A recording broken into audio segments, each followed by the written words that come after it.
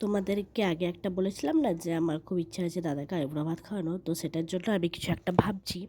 তো দেখো আমি ভেবে ফেলেছি, আমি যাচ্ছি এখন রামপুরহাটে। একটা রেস্টুরেন্ট রয়েছে, গ্র্যান্ড প্যারাডাইস রেস্টুরেন্ট, তো ওখানেই তাদেরকে আইবুড়ো ভাত খাওয়াবো বলে সমস্ত প্রিপারেশান নিয়ে ফেলেছি।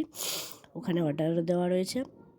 তো আমরা তিনজনে, পিকু, আমি আর দাদা যাচ্ছি সেখানে দাদাকে খাওয়াতে। তো দেখো এটা হচ্ছে সেই রেস্টুরেন্টটা। দাদা এখন গেছে ফুল কিনতে, গাঁদা ফুল কিনতে, যেহেতু গাঁদা ফুল দিয়ে ডেকোরেশন করা হবে সেই জন্য।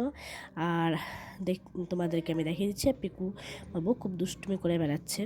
তো তোমাদের সঙ্গে আমি এটা জাস্ট একটা মিনি ভ্লগ শেয়ার করছি। দেখো পিকু বাবুর দুষ্টুমিটা, চরম দুষ্টুমি করছিল।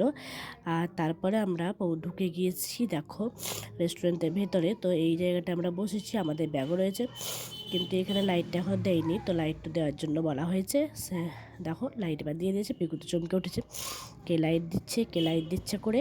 তো তারপরে পিকুবাবু অনেক মানে খেলাধুলো করেছে, বেশ খুশি, মানে প্রচণ্ড খুশি ছিল। ভাত খাবো, এটা ওটা সেটা করে চরম চিৎকার চেঁচামেচি করছিল, বেশ ভালোই লাগছিল। ওর ঘুরে বেড়াচ্ছিলো এদিক থেকে ওদিক সেদিক করে ঘুরে বেড়াচ্ছিল।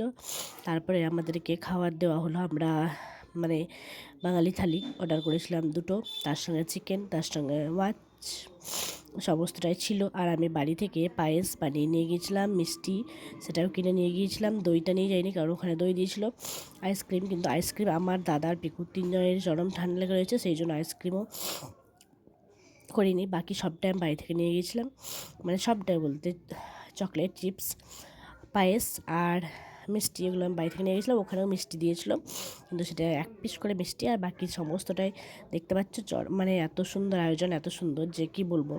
কাঁসার থালাতে খাবার দেওয়া, কাঁসার বাটিতে খাবার দেওয়া, মানে পুরোটাই যেন রাজকীয় একটা বিষয়।